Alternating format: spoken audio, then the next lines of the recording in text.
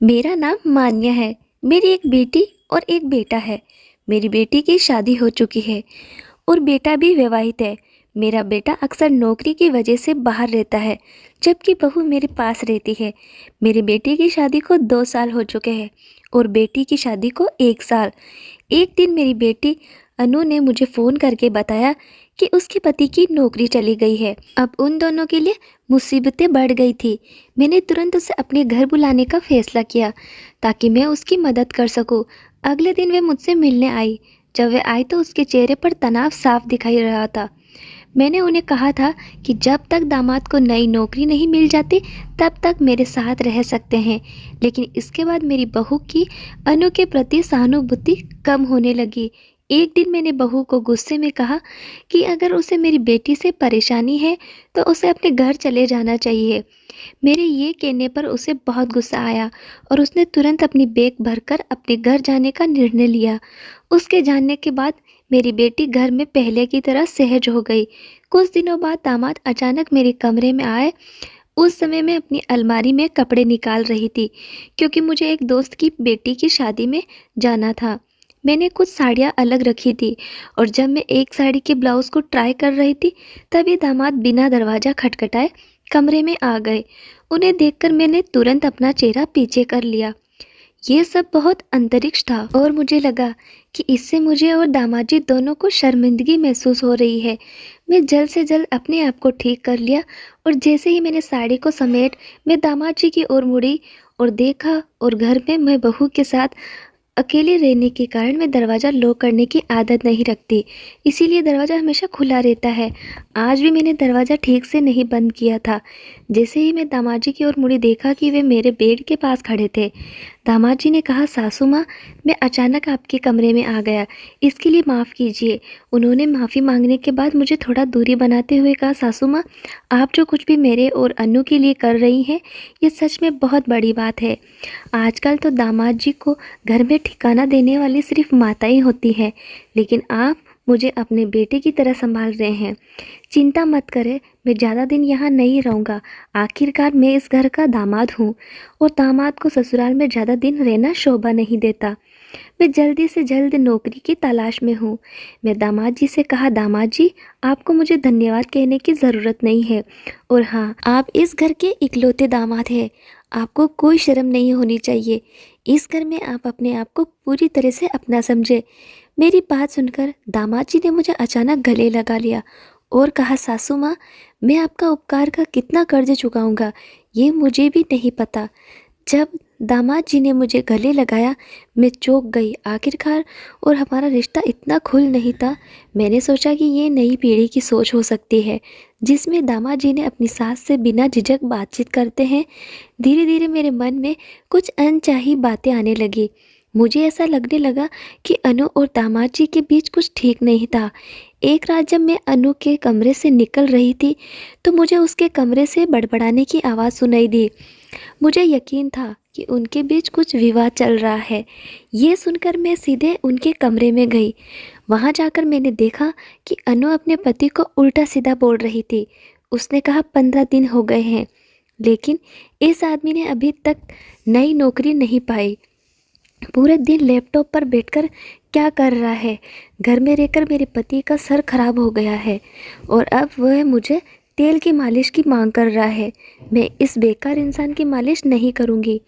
अनु इतनी भड़क गई थी कि उसने सास के सामने भी अपने पति का अपमान करना शुरू कर दिया। इस पर अनु को डांटते हुए मैंने कहा, अनु, थोड़ा अपने शब्दों को ध्यान रखो। दामाद जी को एक न एक दिन नौकरी मिलेगी। ये कठिन समय भी जाएगा। इस समय में तुम्हें अपने पति का मानसिक समर्थन करना चाहिए। पति की सेवा करना बहुत पुण्य का कार्य है। मेरी बात सुनकर अनु ने कहा, मैं अगर तुम्हारा दामाद इतना प्यारा लगता है तो तुम उसे तेल की मालिश क्यों नहीं कर देती। मैं उसे कुछ कहने ही वाली थी कि दामाद जी ने मेरा हाथ पकड़ लिया और मुझे कमरे से बाहर ले जाने लगे। उन्होंने कहा, सासू माँ, मैं अनु का चिड़चिड़ापन समझ सकता हूँ। मेरे जैसे व्यक्ति को घर में बैठना शोभा नहीं देता, लेकिन मैं करूँ भी तो क्या करूँ? मेरे पूरे प्रयास के बावजूद भी मेरी किस्मत ख़राब है। उनकी बात करते करते दामाद जी की आंखों में आंसू भी आ गए थे। मैंने कहा, दामाद जी आप हिम्मत मत हारिए, सब कुछ ठीक हो जाएगा। फिर मैंने कहा, आप इस पेड़ के किनारे बैठिए, मैं आपको तेल की मालिश करके देती हूँ, इससे आपका मन शांत हो जाएगा और आप अच्छी नींद ले सकेंगे। मैं दामाद जी के सर की मालिश करनी शुरू की। कुछ ही मिनट बाद दामाद जी ने मेरा हाथ पकड़ लिया और मैं उसे अपने कंधे पर घूमने लगी और कहा, सासू माँ आपके हाथों में सच में जादू है। कुछ ही मिनट में मेरे सर का तनाव दूर हो गया है। क्या आप मेरी गर्दन पर भी थोड़ा तेल लगाकर मालिश कर देंगी? जब मैं उनके कंधे पर हाथ फेरा तो मुझे थोड़ी लज्जा महसूस हुई। मैंने ये बहाना किया कि मेरा हाथ दुखता है और तुरंत उनसे थोड़ा दूर हो गई। कुछ दिनों में दामाद को नौकरी मिल गई। नौकरी मिलने के 2 दिन बाद मेरी बेटी ने मुझे बताया कि वे गर्भवती है। दामाद जी की नौकरी लगते ही मेरी बेटी और दामाद अपने घर जाने की तैयारी कर रहे थे, लेकिन मैंने उन्हें 2 और दिन घर पर रोकने के लिए मनाया। मुझे अपनी बेटी की खुशखबरी सुनकर बहुत खुशी हुई थी। मेरी बेटी की खुशखबरी सुनकर मैंने ठान लिया कि मुझे उसे और कुछ दिनों के लिए अपने पास रखना चाहिए। लेकिन उन दोनों दिनों में मैंने देखा कि अनु की हालत ठीक नहीं थी। मेरी बेटी और दामाद दोनों अलग रहते थे और अनु की ये हालत देखकर मैं उसे अकेले नहीं जाने दे सकती थी। मेरे मन में सवाल था कि क्या वह अकेले अपने पति के लिए घर के काम कर पाएगी। इसीलिए मैंने तय किया कि जब तक अनु ठीक नहीं हो जाती तब तक उसे कुछ दिनों के लिए मेरे पास रहना चाहिए। दिन बीतते गए और दामाद जी ऑफिस जाने लगे। सुबह सुबह मैं उनके लिए टिफ़िन बना रही थी। जिस तरह से मैं दामाद जी का ख्याल रख रही थी, उन्होंने भी मेरा ख्याल रखना शुरू किया। शाम को जब दामाद जी ऑफिस से थक कर लौटते, तभी वे रात के खाने में मेरी मदद करने आते थे। देखते देखते मेरी बेटी और दामाद जी के यहाँ आए 1 महीना हो गया। गर्भावस्था के कारण मेरी बेटी को मूड स्विंग्स होने लगे थे। दामाद जी को इसके बारे में ज़्यादा जानकारी नहीं थी और इसी वजह से उनके बीच झगड़ा होने लगे थे। हर दिन मैं उनकी बहस सुनती थी, लेकिन मैंने सोचा कि ये तो सामान्य पति पत्नी की बातें हैं, इसीलिए मैंने ज़्यादा ध्यान नहीं दिया। लेकिन एक दिन दामाद जी रात में मेरे कमरे में आए और कहने लगे, सासू माँ अब मैं अनु के साथ एक ही कमरे में एक बेड पर नहीं सो सकता, क्योंकि अगर मेरे हाथ का भी स्पर्श होता है तो वह तुरंत चिड़चिड़ी हो जाती है। उसकी इस चिड़चिड़ाहट के कारण मुझे रात भर अच्छी नींद नहीं आती। पिछले 3 दिनों से ऑफिस में काम करते करते मेरी आंखें भारी हो जाती है।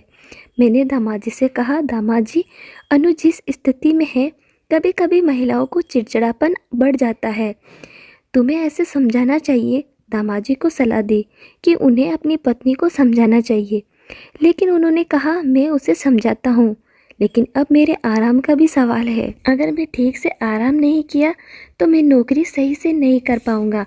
फिर उन्होंने कहा, सासू माँ अगर आपको कोई दिक्कत नहीं हो तो क्या मैं आज से आपके कमरे में सो सकता हूँ?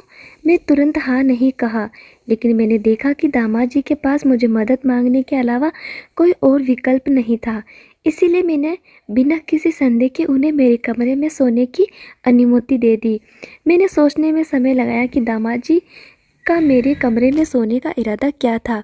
उस रात जब दामाद जी मेरे कमरे में सोए तो मैं रात भर नींद नहीं ले पाई, क्योंकि इससे पहले मैंने कभी दामाद जी के पास रात नहीं बिताई थी।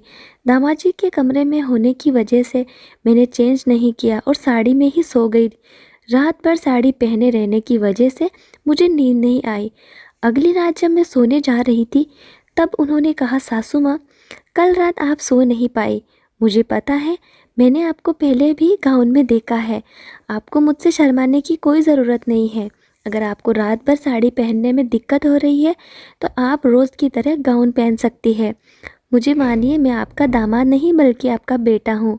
ये सच था कि रात भर साड़ी पहनने के कारण मुझे नींद नहीं आती और आज मैं नहीं चाहती थी कि फिर से रात भर जागते रहूं। इसीलिए मैंने कपड़े बदल लिए। जब मैं चेंज होकर आई तो दामाद जी ने मुझे गाउन में देखकर कहा, सासू माँ इस कपड़े में आप बिल्कुल भी मेरी सासू माँ की तरह नहीं लग रही हैं। आपने खुद को बहुत अच्छे से फिट रखा है। उनकी इस बात पर मैंने मुस्कुराते हुए अपनी जगह पर सोने चली गई। अगले दिन सुबह मैंने नाश्ता किया और किचन में बर्तन साफ करके नहाने के लिए बाथरूम में गई।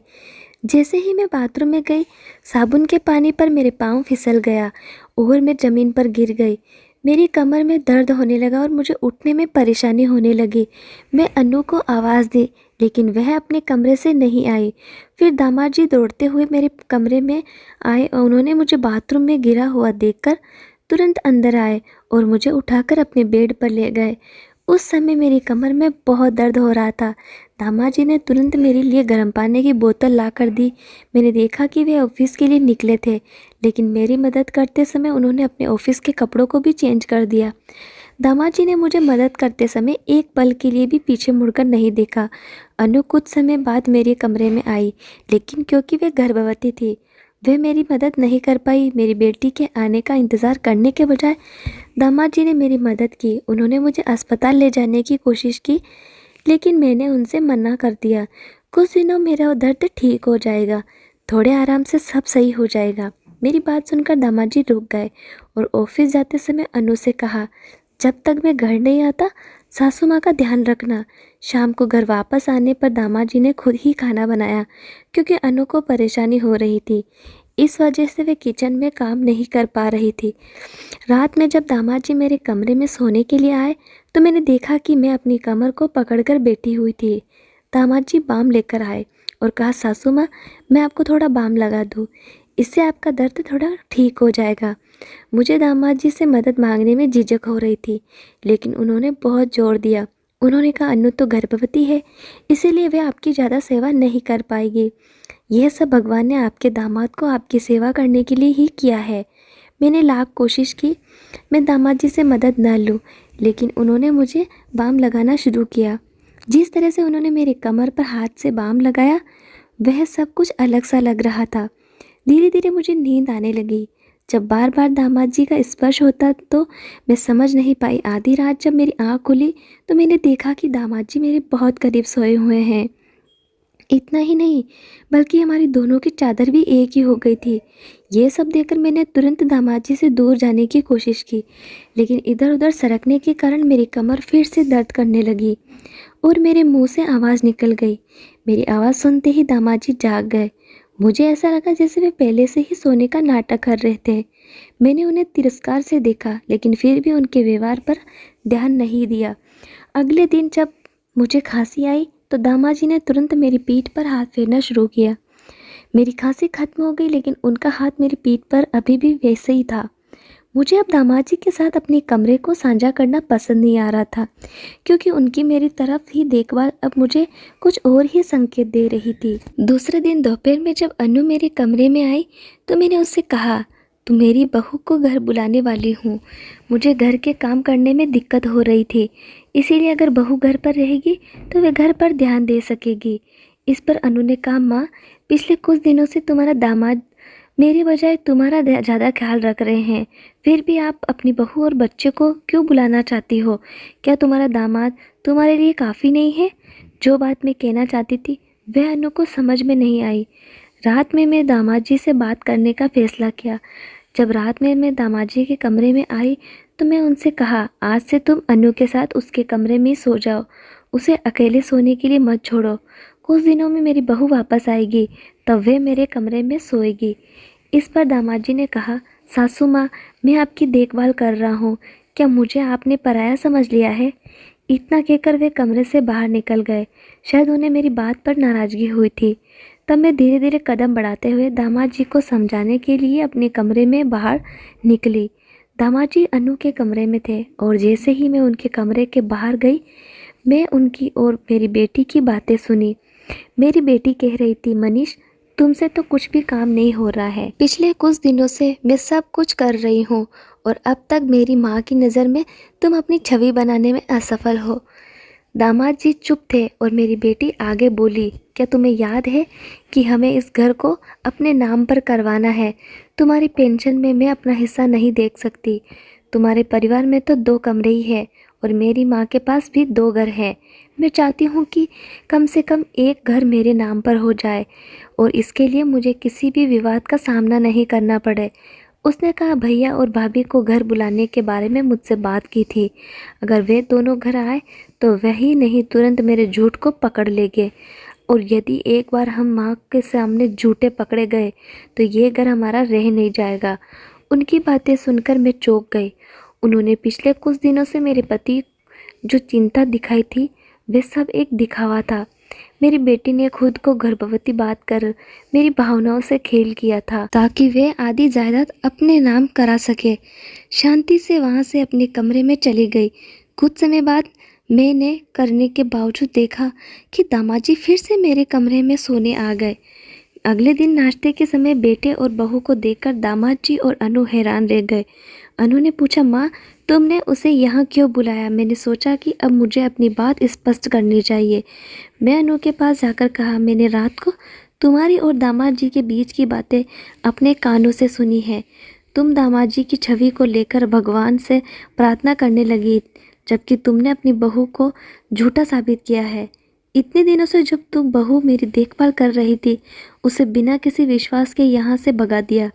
तुम मेरी खुद की बेटी हो, लेकिन इस प्रॉपर्टी के लिए तुमने मेरे खिलाफ साजिश की। पैसे के लिए तुमने रिश्तों को भुला दिया।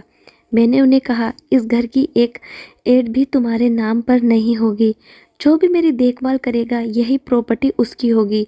मैं गलत थी जो मैं शादीशुदा बेटियों को बार बार अपने मायके बुलाया। माँ बाप खर्च करते हैं, लेकिन लड़कियों का कर्तव्य ख़त्म नहीं होता। जब भी उनकी बात आती है वह हमेशा पूछते हैं, हमारे लिए क्या किया? मैंने सोचा तुम जैसी लालची बेटी के विचार में मुझे कोई बदलाव नहीं दिखता, लेकिन मैं ये कर सकती हूँ कि तुम्हें अपने से दूर रखूँ। आज से मुझे तुम्हारा चेहरा भी नहीं देखना चाहती। तुम्हारी वजह से मैं अपने बेटे और बहू को दूर कर रही थी, लेकिन ये हमेशा सच नहीं होता। मैं समझ लिया कि दामाद जी परायण जैसे होते हैं, लेकिन यदि बेटियां भी ऐसे व्यवहार करने लगे तो माँ बाप को क्या सोचना चाहिए? असली संपत्ति होती है एक खुश परिवार, जहाँ भाइयों और बहनों के बीच प्यार होता है, ना कि जलन। मुझे लगता है कि आपका समय में रिश्तों से ज़्यादा पैसा और संपत्ति महत्व रखती है।